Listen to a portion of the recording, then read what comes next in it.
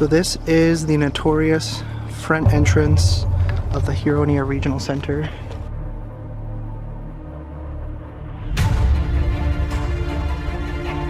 This is the hallway where everything goes down. Where are we right now? Holy crap, I literally just turned it on and it's not stopping now. Did you just say doctors? Were you a patient in here? Like, you can sense as if something is here. No joke.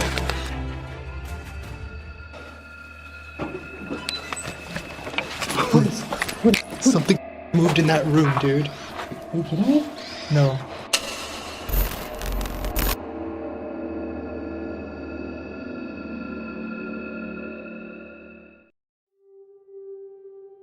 What's up, guys? Welcome back to a brand new adventure. So I have a friend of mine, Brad. Some of you may remember him from some previous videos that we did together. He's also a paranormal investigator like myself. So we're also very interested in things like history and historical properties. And of course, what we kind of wanted to do was make a little bit of like a series. We're on a bit of a 2-day adventure. We're going to be going to a whole bunch of different spots. Some that obviously we can get inside that might be totally abandoned, and some that just have a lot of more or less paranormal history or just kind of sad history. And I think places like this should be documented, and so that way we don't forget things that obviously happened in the past. So we've actually started off in a place called Huronia Regional Center. Now, we won't really be able to get into any of the buildings. There's a lot of history behind this place. There's a bunch of buildings everywhere, and we're actually starting off in the actual cemetery here. So we're going to check that out, and hope you guys enjoy the little series. So what's actually interesting about this place is that a lot of it is actually currently being used for the police. Actually, they do training out of a lot of those buildings that you see over there. That is an old asylum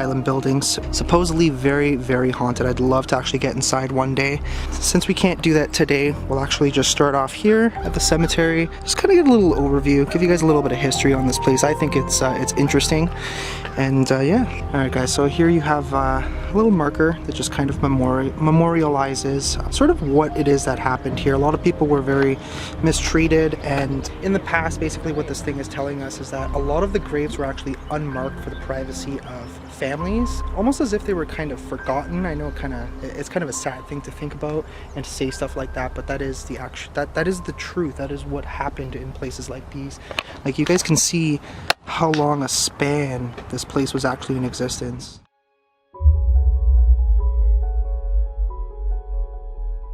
The Huronia Regional Center opened in 1876, initially known as the Asylum for Idiots, home to many horrors after years of neglect to its many patients. In 1960, the Toronto Star reported dilapidation and gross overcrowding of its 2,808 patients.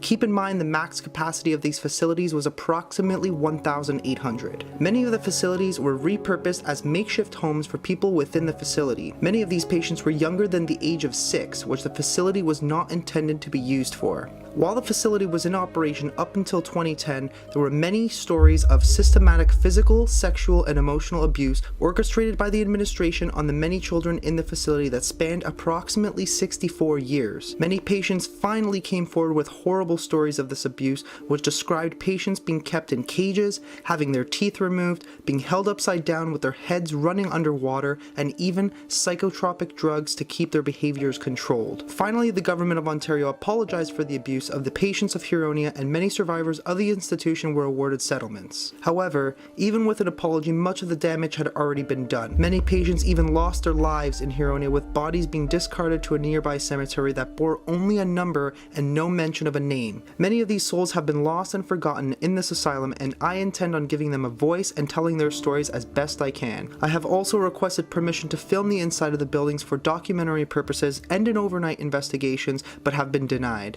I am hoping with your help we can make that change. We will get to that at the end of this video. They took me in and they put me under ice cold water, and Miss Pet just dumped me under. It was freezing, and then they threw the ticket dress on me and horribly touched my woman part and grabbed my breast, and Miss let them do it to me. That was rape to me. Now, I do like the idea that this place is trying to obviously honor the people who died here. A lot of them, like I said, were mistreated in the past. So we have a lot of the names, the dates that they passed away. So what I'm kind of aiming for this series is to kind of mix a bit of, you know, history with the paranormal and a bit of our adventure. Just kind of show you guys like the things that we go through, what it is that we do on a day-to-day basis to film little projects and videos like this for you guys. So of course, smash that like button and hope you guys enjoy this. So Brad was actually just telling me that a lot of this place, as you can see, there's not a lot of gravestones. It's more or less just a memorial. It is an actual cemetery. There were bodies buried here. Some were actually buried elsewhere. But a place like this is actually known as a potter's field, where a lot of the times people, like huge amount of bodies were basically just collected, buried into the ground, and then just completely forgotten because of the atrocities that happened at locations like this in the past. You guys remember that Mo and I actually went to Kings Park and Letchworth. Both of those places actually had a similar location like this. Unfortunately, they weren't memorialized the way this is, with obviously all the plaques and the little like tombstones with the religious things on them. But yeah, it's a pretty sad history about, you know, the stuff that used to actually go on and happen to people back in the past. So as you can see here, it actually makes mention to basically forgotten tombstones and markers. Like they literally just used to number. Kind of crazy to think that they used to memorialize people by numbers, as you're seeing here, just so that way names were not printed. It is sad, right? It's sad. Like, this stuff gets you right in the feels, guys. I don't know about you guys, but for me, this kind of stuff deeply affects us. And to be honest with you guys, like, I think that's why kind of lately it's been a little bit more difficult than usual to do abandoned asylums. Like, when you go into these places, like, you guys know, when Mo and I went to the US, like, we did asylum building after building after building, like, over and over and over again for like a week. Let me tell you that kicks the crap out of you mentally. So that is pretty much it for the cemetery. It is a little bit small. There's like not a whole lot of stuff, but it is very cool. I think it's a nice thing that the government did here for all the people to memorialize people and remember them, so that way they're not forgotten like, you know, the people in history wanted them to be. So we're actually going to move on to the buildings there. There's some across the street. Some are active, some are not. We can't actually go inside any of the buildings, but they're still cool to look at. Alright guys, so this is actually the nurse's residence. As you can see, it's actually written there right on the top, and there's a bug actually trying to attack me at the moment. So this is actually what it looks like. Some of the cottage buildings over here look very, very impressive. So I think we're going to end up coming back here probably later on tonight and maybe do a little bit of investigation inside the cemetery. I think that would be kind of cool. We'll probably do a little bit more like roaming around now. I just kind of want to take some shots and pictures and just kind of look at the buildings and whatnot. But what we're going to actually end up doing is we're going to go to this huge sanatorium. It's actually been abandoned for like 30 years.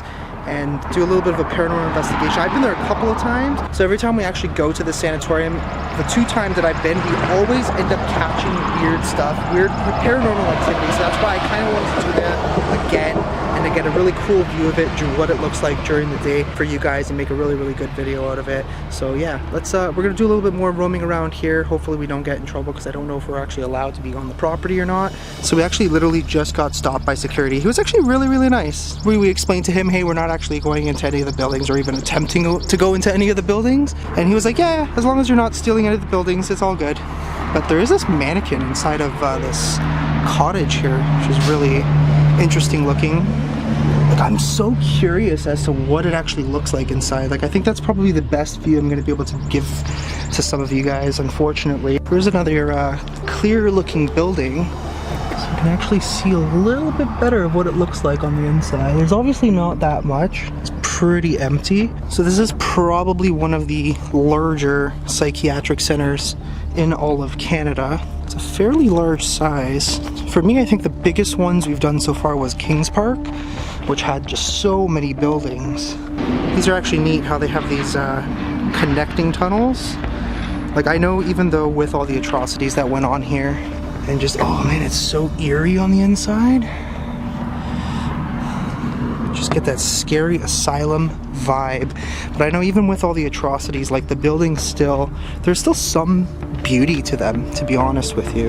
As you guys can see, there's like a whack load of buildings, and everything is all kind of like connected together by these tunnels. I'd love to actually go inside one day I'm hoping that I can actually get permission. And I did try not too long ago to actually get permission to explore this place and investigate and obviously document the inside of it. But unfortunately the government did tell me that it wasn't accessible at this moment because they actually do use this as a training facility at the time for the police. Now I don't know exactly what that means. It's probably like some sort of tactical training on the inside of the buildings, which I think is kind of cool. But yeah, one day, honestly, this is like definitely on the bucket list. Definitely have to do this. So this is actually the side that's being used by the OPP, and then the rest over here is technically abandoned. As far as I know, most of it is anyways.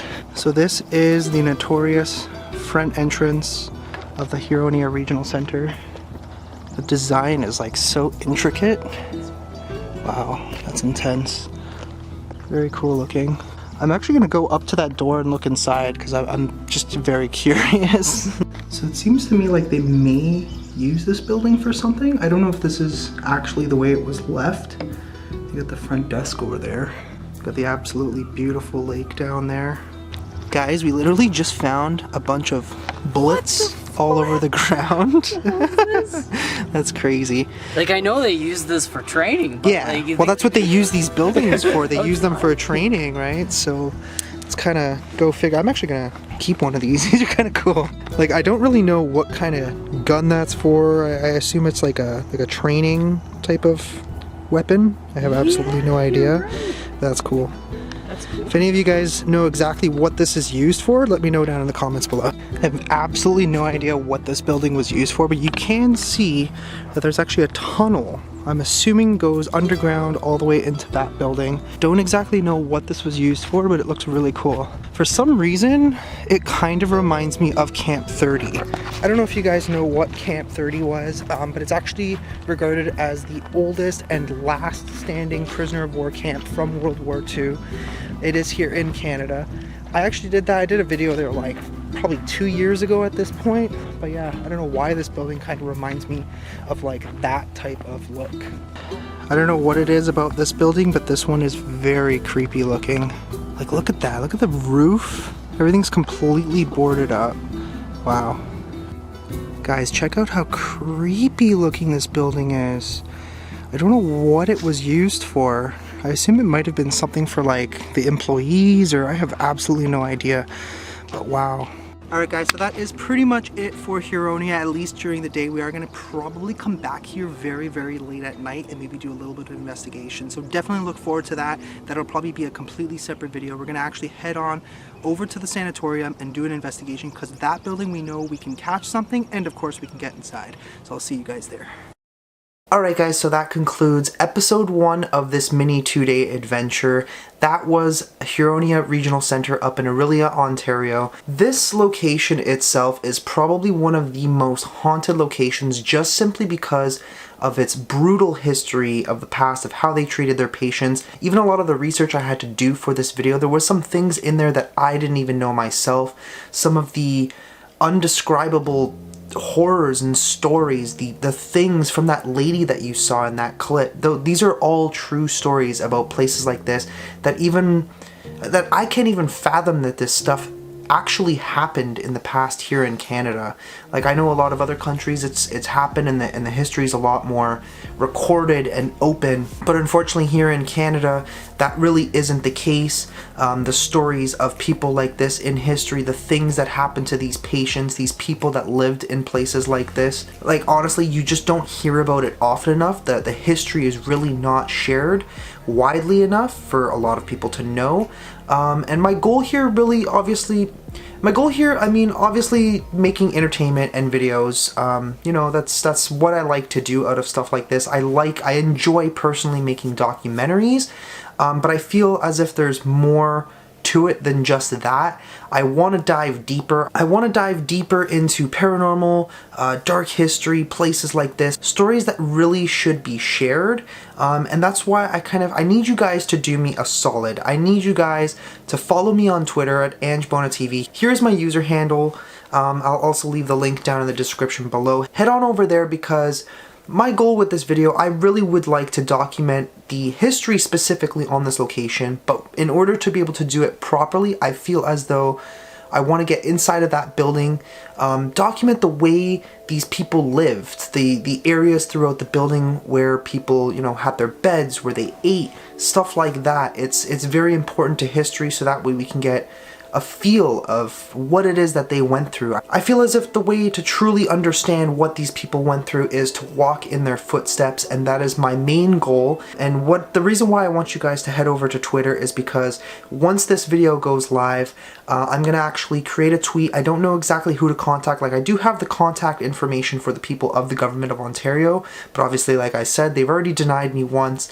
If we show them that they want to know the history of these places, that they want to walk in the same footsteps as the patients once did in this area through my camera and whoever else comes along with me, I think that maybe we can push the government to actually give us permission to go inside and document, and hopefully even do a little overnight investigation as well, because I think that it's important to give these people a chance, a proper voice to say what they gotta say to us. And the only way to really do that is to create a little bit of a storm. Hopefully we can do that on Twitter, so that's why I'm asking you guys to head over there. That's pretty much it for this video. I do have 3 more parts to this mini-series, this little adventure, so definitely look forward to those. If you're new here, don't forget to subscribe, turn the notifications on, smash that like button, and of course when I post this on Twitter, I'm gonna need you guys to retweet that tweet as much as possible, comment. We're gonna tag the government as soon as I find out exactly who to tag, and hopefully we can get inside of Huronia Regional Center once and for all. All I want to say is I love you guys from the bottom of my heart, and I'll see you guys in the next one.